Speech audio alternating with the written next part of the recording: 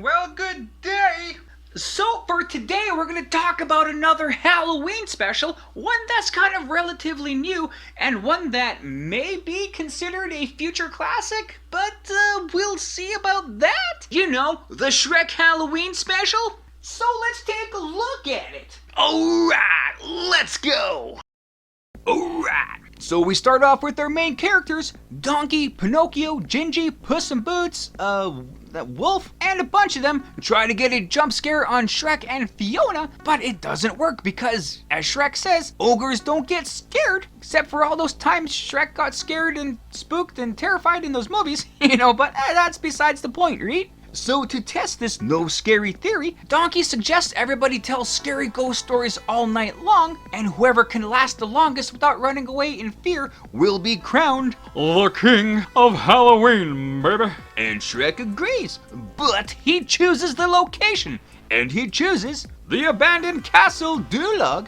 Lord Farquaad's place from the first Shrek movie? Yeah, man. It's spooky and creepy and possibly haunted. But they all get settled in and start telling their stories. And firstly, we got Gingy. Sweet little Gingy. He tells a supposedly true story about a time when he was newly single and he went to the Muffin Man to get a new girlfriend, baked from scratch.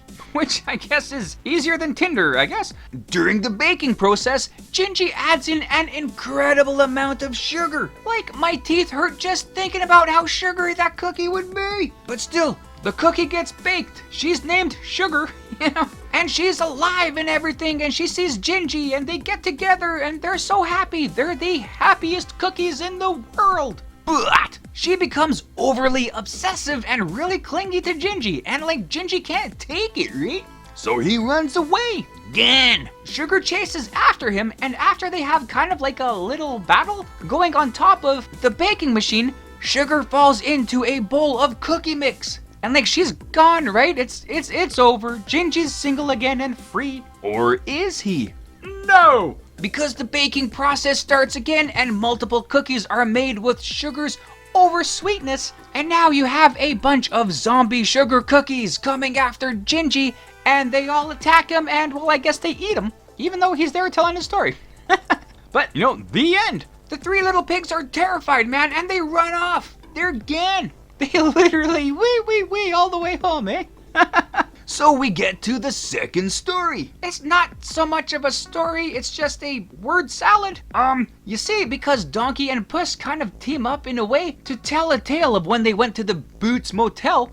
Kind of like the Bates Motel from the movie Psycho, where you have the shower scene and they get attacked by Prince Charming who's dressed up as his mother, stuff like that. But the story goes nowhere, man, because like I say, they're ripping on each other, they're just trying to make each other look like a bunch of fools, and nothing really happens. But in the end, Puss takes off because he's getting sprayed by the water bottle of doom. Well, as cats see them anyway, I guess. And now, there were only three. It's just Shrek, Donkey, and Pinocchio. So now it's Shrek's turn to tell a story. And he tells the story of when he had to babysit Pinocchio. But it was no ordinary babysitting. No. Pinocchio was possessed. His head was spinning around, man. He's climbing the ceiling. He's puking, more puking, he's puking so much. And like Pinocchio says, he has these voices in his head and they tell him what to do, and it's making him crazy. So after basically beating up Shrek for a bit, Pinocchio goes flying out the window where Jiminy Cricket falls out of his head. And it turns out he was the voices in Pinocchio's head. And he's like, "Hi, I'm Jiminy Cricket. I'm your conscious. If you listen to me, we can go places, kid. Nah." Pinocchio ain't having none of that, right? He stomps him out, which is the end of the story. Shrek shows Pinocchio another cricket, which terrifies Pinocchio, and now he's gone. So now it's just down to Shrek and Donkey. But suddenly, the castle becomes alive. The place is haunted for real. There's even a ghost knight in armor that comes after them. And that's too much for Donkey, so he's gone. But there was nary a ghost in sight. It was just Fiona and the three ogre babies spooking the place up, right? So yeah, Shrek is the king of Halloween, baby. Even though he cheated. But it don't matter. But with all that is the end of this fantastic tale. So yeah, actually, fairly decent, right? And I really did like it the first time I watched it when it was called The Simpsons Treehouse of Horror. Because as you know, The Simpsons have always had a Halloween themed special, since the second season, where they split up the episode in 3 different stories, all based around different horror kind of movies or parodies and all that kind of stuff. And this featured Shrek special is absolutely no different. So the whole concept is pretty neat, everyone getting together and telling horror stories to freak each other out. But I'm pretty sure The Simpsons already did that in Treehouse of Horror, so everything about this is a copy of a copy of a copy. If we get to the actual stories themselves, like let's say Bride of Gingy, it's pretty good. It's a, kind of not really a generic kind of love horror story that kind of usually goes wrong, but it's told pretty good. It's got enough comedy and kind of enough, creepiness kind of going on to it that's actually pretty good. Like, the whole special really got derailed, when Donkey and Puss got together to tell their story, and it's an absolute train wreck. Like, the whole special was ruined in that second story, I think. And I can dig where they're coming from, right? Because Donkey and Puss, they have that relationship where they're always at each other, they're always ripping on each other, and it's kind of playful and fun, but in the realm of them telling a story, it was just too much, and it was, it was kind of really ridiculous. And even to the point with the third story, the Shrek-sist, that was actually pretty good and fun, but I was so kind of thrown out of the whole special from the Boots Motel one. My level of kind of caring kind of went down with, within the third segment, so I don't know, it was still good, but one thing that is kind of funny in this one is that during the whole who is the king of Halloween kind of storytelling, Pinocchio and Donkey got together to spray Puss with, the water bottle, where then Shrek said, that's technically cheating. Like, he didn't run away in fear of telling stories. That was the whole point of who could tell the scariest story. So using a prop, yeah, that's cheating. But then Shrek used props the whole time after that. He brought out that cricket to really freak out Pinocchio? That's a prop, right? That's cheating. He got Fiona and the kids to make the whole place haunted and really freak Donkey out. That's incredibly cheating. That's not based on storytelling at all. So he smugly wins the King of Halloween, But it doesn't really matter because there aren't actually really that many Halloween specials. It's kind of hard to find them, So the fact that this one exists and you can watch it all Halloween-like, it's a win, right?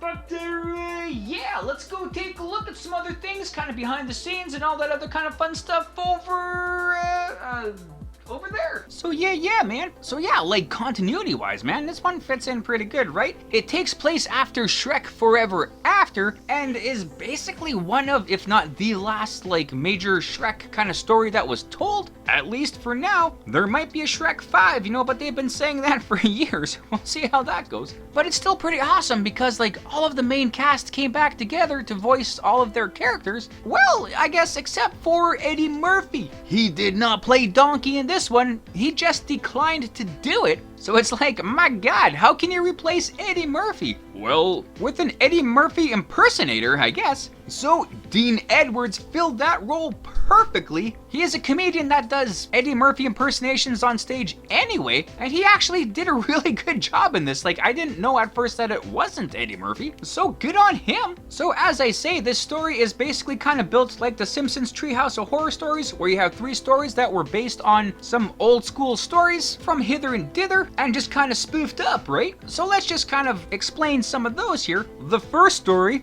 The Bride of Gingy, is a mixture of a couple of stories. So the whole creation of the bride, Sugar, that is kind of based on The Bride of Frankenstein, which is such a phenomenal movie, and I always say how much I love those movies because they kick ass, man. The rest of the story is kind of, I guess you can say, is referenced from like Tales from the Crypt and stories like that. There have been multiple stories of a man who is completely love-struck with some woman, but she doesn't want him, so he gives her some love potion, and she becomes overly obsessed with him and really clingy, much like Sugar was doing in this one. So in the Tales from the Crypt TV show, there was an episode called Till Death, which, starts off kind of like that already, and that potion made her go crazy in love. She died and she came back to the man as a zombie, and she still loves him, right? The ending to the story is, well, really basically any kind of zombie movie ending or part, I guess, when the action really goes crazy. But it does really remind me of the classic Michael Jackson video Pinocchio for Thriller. You know, the part where Zombie Michael and all of his ghoulish friends are going to attack his girlfriend. And it would be fitting because Shrek and all of them did do a reenactment of the Thriller video, so it would kind of tie in, you know? The second story, which, you know, Puss and Donkey totally butchered, which if it couldn't be more painfully obvious, was based on the movie Psycho. You know, the Bates Motel,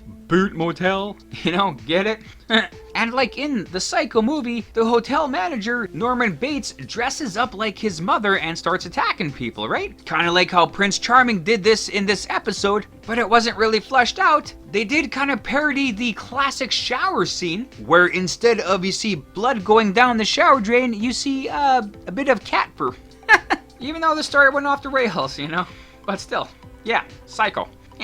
And the last story of Shrek babysitting, called The Shrek-sist, which for the most part was done pretty well, and it was based on that classic horror movie, The Exorcist. Pinocchio taking the place of Linda Blair, you know, that child possessed by a demon, whereas in this one, Pinocchio's possessed by his conscience, but kind of went sideways, and a lot of same kind of things, like you had to have the puking scene and stuff like that in there, so pretty cool. So in like the very original story of Pinocchio, not the old Disney cartoon, but the original Pinocchio story, Pinocchio eventually smashed Jiminy Cricket with a mallet because he was sick of listening him telling him what to do all the time. So with this story ending with Pinocchio stomping on Jiminy Cricket at the end, it's actually pretty faithful to that very early concept. So this featured special wasn't the one and only Halloween themed Shrek kind of story thing going on, it was the major one, but you also had some short stories from DreamWorks like Shrek's Thrilling Tales, which did have 2 Shrek themed stories in it. There was the story called The Pig Who Cried Werewolf, where the 3 little pigs have a werewolf move next door to them. And there is the classic story of The Ghost of Lord Farquaad, and that story is actually originally from the Universal theme park ride called Shrek 4D, where they do go around the gravesite and they do see Lord Farquaad's ghost and all that stuff. So some other interesting Halloween Shrek themed stuff going on there if you're interested. If not, well, I guess we'll just end things there.